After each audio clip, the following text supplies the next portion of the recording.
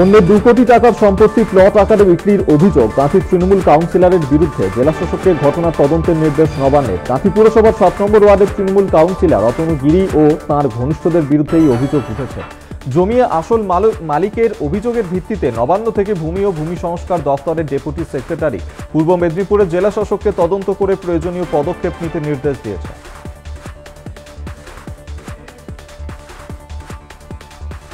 জমি বিবাদকে কেন্দ্র করে উত্তেজনা ইসলামপুরে। তৃণমূল পঞ্চায়েত সদস্যের সঙ্গে জমি নিয়ে বিবাদের অভিযোগ, সংঘর্ষ বাধে দুপক্ষের। ঘটনার জেরে মৃত মুজিবর, গুরুতর জখম বেশ কয়েকজন। উত্তর দিনাজপুরের ইসলামপুরের সুজালির ঘটনাস্থলে ইসলামপুর থানার পুলিশ।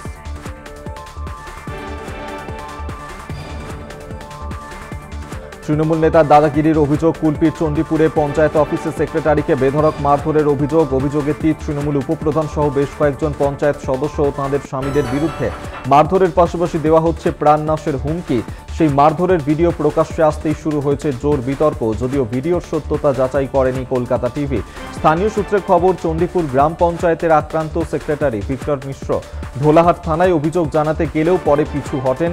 ঘটনার পর থেকে আতঙ্কিত ওই সেক্রেটারি পঞ্চায়েতে যাচ্ছেন না।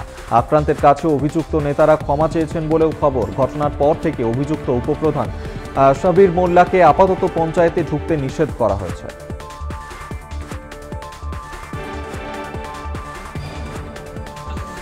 প্রধান সাহেব ছুটে আসে, এসে আমাকে প্রধানের ঘরে ডাকে।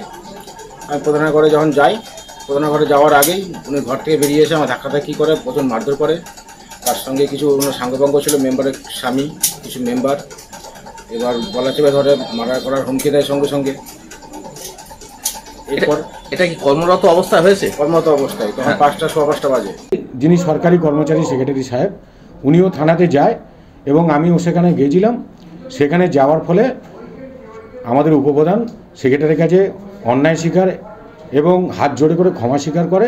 তখন সেক্রেটারি সাহেব হঠাৎ বলে উঠল যে আমি ওদের বিরুদ্ধে কোনো অভিযোগ করতে চাই না বলে একটা মুজলেখা আইসি সাহেবের কাছে দিলেন, দিয়ে চলে এলেন।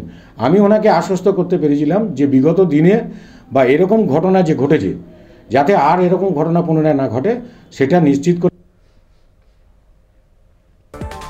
আলু ব্যবসায়ীদের কর্মবিরতির জের। বাঁকুড়ার খুচরো পাইকারি বাজারে আলুর ঘাটতি। রবিবার থেকে কর্মবিরতি শুরু করেছে প্রগতিশীল আলু ব্যবসায়ী সমিতি। আর এর জেরেই বাজারে এবার আলুর আকাল। পাইকারি ব্যবসায়ীরা পাচ্ছেন না আলু, পাশাপাশি খুচরো বাজারেও মিলছে না আলু। যা পাওয়া যাচ্ছে তা সামান্য পরিমাণে। বুধবার বিষ্ণুপুর বাজারে আলুর ঘাটতি চোখে পড়ল। দুদিন আগে আলুর দাম ছিল 30 থেকে 35 টাকা কেজি। বুধবার সেই বাজারেই আলুর দাম 50 টাকা ছুঁয়ে ফেলেছে। আলুর ক্রাইসিস হয়ে আছে এবং গত সোমবার থেকেই আমরা কেউ আলু পাচ্ছি না। আমরা যে সামান্য এখানে চকবাজারে যে সামান্য ব্যবসাদার আছি, যে কোনো আলুর জোগান নেই। এখানে যে মন্ডল কোল্ড স্টোর আছে সেটি বন্ধ এবং সমস্ত বিষ্ণুপুরের এখানে আলু ব্যবসায়ীরা মন্ডল কোল্ড স্টোরের উপরেই ডিপেন্ডেবল। তো যতদিন না স্টোর খুলবে ততদিন আমরা আলু পাবো না এবং তার জন্য সাধারণ মানুষও বঞ্চিত হবে। এবং এটা যত সত্বর সরকার এটার ব্যবস্থা নেয়, তত তাড়াতাড়ি এটা সাধারণ মানুষের পক্ষে ভালো। আলু তো পাচ্ছি না, আলু তো নাই। আমার তো আজকে আলু লাগাবার কথা ছিল, আলু দিতে পারলো না।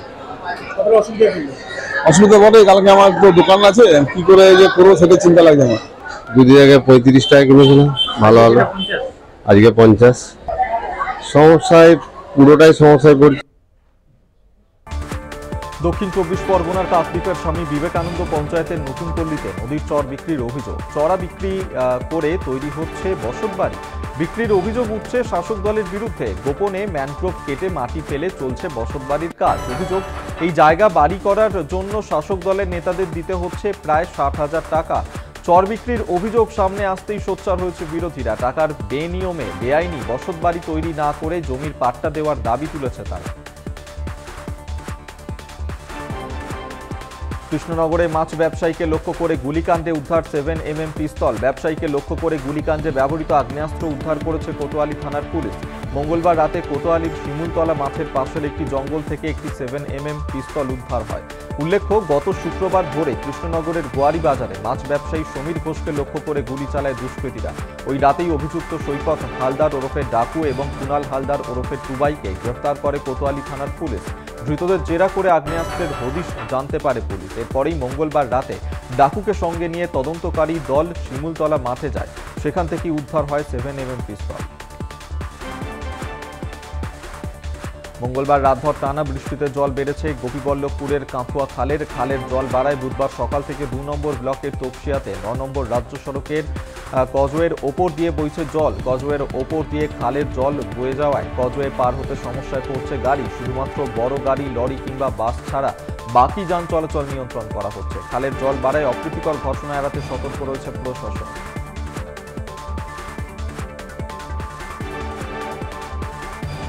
পূর্ণিমার কোটালে জলোচ্ছ্বাসের জেরে সুন্দরবনের পাথর প্রতিমার গোবর্ধনপুরে সদ্য তৈরি কংক্রিটের বাঁধ তলিয়ে গেল সমুদ্র গর্ভে, যার জেরে প্লাবিত বাঁধ লাগোয়া বিস্তীর্ণ এলাকা। নোনা জল ঢুকেছে 100-র বেশি কাঁচা বাড়ি, মাছের পুকুর ও কয়েকশো বিঘা চাষের জমিতে। গত 3 দিন ধরে নোনা জলে জেরবার এলাকার হাজারের বেশি বাসিন্দা, অনেকে জলমগ্ন বাড়ি ছেড়ে অন্যত্র আশ্রয় নিয়েছেন। প্লাবিত এলাকার বাসিন্দাদের জন্য ব্লক প্রশাসনের পক্ষ থেকে এখনো কোনো ব্যবস্থা নেওয়া হয়নি। ক্ষোভ বাড়ছে এলাকাবাসীর। যদিও শাসক তৃণমূলের পক্ষ থেকে নতুন বাঁধ তৈরির আশ্বাস দেওয়া হয়েছে, বিষয়টি মুখ্যমন্ত্রীর নজরে আনা হয়েছে বলেও দাবি পাথর প্রতিমা পঞ্চায়েত। নিম্নমানের জিনিস দিয়ে ঢালাই রাস্তা তৈরির অভিযোগ, রাস্তার কাজ বন্ধ করে দিল গ্রামের মানুষ। পশ্চিম মেদিনীপুরের দাসপুর 2 নম্বর ব্লকের খাঞ্জাপুর পঞ্চায়েতের ঘটনা।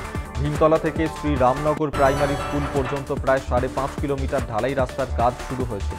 পঞ্চায়েত ও গ্রামোন্নয়ন দপ্তরের উদ্যোগে রাস্তা নির্মাণে খরচ হচ্ছে প্রায় 4.5 কোটি টাকা। রাস্তার কাজ নিম্নমানের জিনিস দিয়ে হচ্ছে, এমনই অভিযোগ তুলে গ্রামের মানুষরা বিক্ষোভ দেখিয়ে রাস্তা তৈরি বন্ধ করে দিয়েছেন বলেই অভিযোগ। হুগলির খানাকুল 1 নম্বর পঞ্চায়েতের সমিতির বোর্ড গঠনকে কেন্দ্র করেই কড়া নিরাপত্তা আরামবাগ মহকুমা শাসকের অফিসের সামনে। পঞ্চায়েতের ভোটে খানাকুল পঞ্চায়েত সমিতিতে 39টি আসনের মধ্যে 32টি আসন পায় শাসক দল তৃণমূল, 6টি বিজেপি, 1টি সিপিআইএম। শাসক দলের অভ্যন্তরীণ দ্বন্দ্বে খানাকুল 1 নম্বর পঞ্চায়েত সমিতি থেকে 17 জন তৃণমূল সদস্য পদত্যাগ করেন। ফলে ভোট ভেঙে যায়। 15ই জুলাই খানাকুল 1 নম্বর সমিতির সভাকক্ষে ভোট গঠনের সময় দুপক্ষের মারামারিতে ভেস্তে যায় ভোট তৈরির প্রক্রিয়া। বুধবার ফের শুরু হয়েছে ভোট গঠন প্রক্রিয়া। পশ্চিম মেদিনীপুরের খড়ার পুরসভার 10টি ওয়ার্ডে অ্যাম্বুলেন্সের ঘাটতি, অভিযোগ 2টি অ্যাম্বুলেন্স থাকলেও পরিষেবা পাচ্ছেন না পুরবাসী। বামফ্রন্ট সময়কালে সাংসদ অনিল বসুর তহবিলে একটি অ্যাম্বুলেন্স পেয়েছিল খড়ার পুরসভা।